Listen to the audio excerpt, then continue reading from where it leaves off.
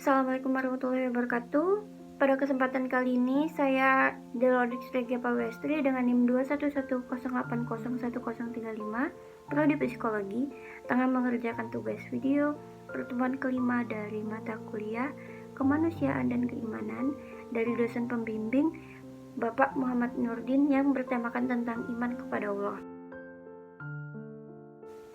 Nah, sejak kecil manusia itu diajarkan oleh sekelilingnya melalui pendidikan formal dan informal, termasuk salah satunya itu mempelajari soal iman. Apa itu iman?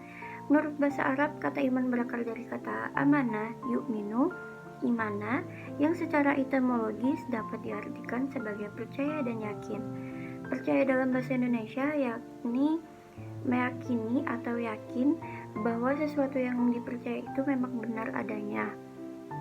Nah, iman dapat dimaknai iktiraf, membenarkan, mengakui, pembenaran, dan bersifat khusus. Nah, sedangkan secara istilah, kepercayaan yang meresap di dalam hati dengan penuh keyakinan dan memberi pengaruh bagi pandangan hidup. Nah, tingkah laku dan perbuatan sehari-hari juga. Jadi iman itu bukan semata-mata ucapan dari lidah, namun kita juga dapat mengaplikasikannya ke kehidupan. Nah, referensi dari penjelasan saya dapat dari eprince.walisongo.ac.id. Nah, dari penjelasan barusan dapat kita ambil kesimpulan bahwa iman itu dapat dibuktikan dalam 3 unsur, yakni diyakini di dalam hati, diucapkan di dalam lisan, dan diwujudkan dalam bentuk perbuatan. Nah, bentuk pengaplikasian keimanan kita sehari-hari, bentuk pengaplikasian keimanan kita sehari-hari yakni melakukan segala hal yang berlandaskan kepada Al-Quran dan hadis. Nah, bagi umat Islam yang beriman wajib melaksanakan sholat, karena itu termasuk ada sebagian dari tiang agama. Nah, sholat itu juga dapat kita ibaratkan sebagai pilar utama. Nah, beserta kewajiban lain seperti puasa, zakat, dan lain-lain. 2 buah dalil dari Quran surat Al-Baqarah ayat 8 yang berbunyi Bismillahirrahmanirrahim. Wa minan nasi may yaqulu amanna billahi wa bil yaumil akhir wa ma hum bimu'minin. Artinya, di antara manusia ada yang mengatakan kami beriman kepada Allah dan hari kemudian, padahal mereka itu sungguhnya bukan orang yang beriman. Nah, dalil yang kedua saya dapat dari Quran surat An-Nisa ayat 136 yang artinya, wahai orang-orang yang beriman, tetaplah beriman kepada Allah dan Rasulnya Muhammad dan kepada kitab Al-Quran yang diturunkan kepada Rasulnya serta kitab yang diturunkan sebelumnya. Maka barang siapa yang ingkar kepada Allah, malaikat-malaikatnya, kitab-kitabnya, rasul-rasulnya, dan hari kemudian, maka sungguh orang itu telah sesat sangat jauh. Nah, kita akan berpindah untuk penjelasan mengenai pengertian Tauhidullah. Tauhidullah itu terbagi menjadi 3, yaitu rububiyah, uluhiyah, dan sama wa sifat. Apa sih? Jadi tauhid itu bahasa Arabnya masdar dari kata wahada. Tauhid itu konsep akidah Islam yang menyatakan keesaan Allah. Dalam ilmu syariat mempunyai arti mengesahkan Allah dalam suatu hal yang merupakan kekhususannya berupa rububiyah, uluhiyah, dan asma wa sifat. Ketiga bagian tauhid ini terkumpul dalam firman Allah dan sabda Rasulullah SAW.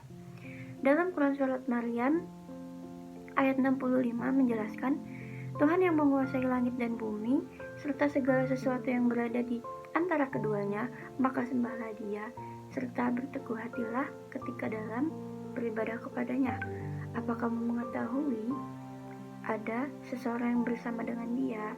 Nah, jadi ketetapan tauhid rububiyah itu terkait dengan perbuatan Allah Subhanahu wa taala, yakni Dia sebagai salah satunya pencipta yang ada di muka bumi ini. Nah, yang kedua itu tauhid uluhiyah, terkait dengan bagaimana kita mengesahkan Allah Subhanahu wa taala sebagai satu-satunya Tuhan yang berhak untuk diibadahi. Nah, yang ketiga itu ada ketetapan tauhid asma wa sifat, yakni tauhid ini terkait dengan nama-nama Allah yang maha indah, yang maha sempurna dan tidak memiliki kecacatan atau kekurangan sedikit pun. Nah, adapun beberapa sifat kita dalam hal sehari-hari itu yang menunjukkan wujud iman kepada Allah. Yang pertama, mendirikan sholat 5 waktu. Yang kedua, memberi makan anak yatim. Yang ketiga, membayar zakat dan berpuasa untuk mendekatkan diri kepada Allah dan mensucikan diri. Yang keempat, berzikir dan menjalankan ibadah sunnah. 5. Memaafkan kesalahan orang lain, berkumpul dengan orang-orang soleh, mempercayai 6 rukun iman. Nah, 6 rukun iman itu tidak lupa yang pertama iman kepada Allah, kedua malaikat, ketiga kitab, keempat rasul-rasulnya, kelima hari kiamat, dan keenam qada dan qadar. Lanjut, wujud keimanan yang nomor 8 itu menunaikan perintah Allah dan menjauhi segala larangannya. Terus menjadi pribadi yang senantiasa bersyukur atas nikmat Allah. Terus selalu bertawakal dan mendekatkan diri kepada Allah dalam segala situasi. Dan yang terakhir, ingat kematian dan tidak tergiur dengan dunia. Nah, sekian penjelasan materi kelima tentang iman kepada Allah dari saya untuk menunaikan tugas keimanan dan kemanusiaan. Kurang lebihnya saya mohon maaf. Assalamualaikum warahmatullahi wabarakatuh. Terima kasih.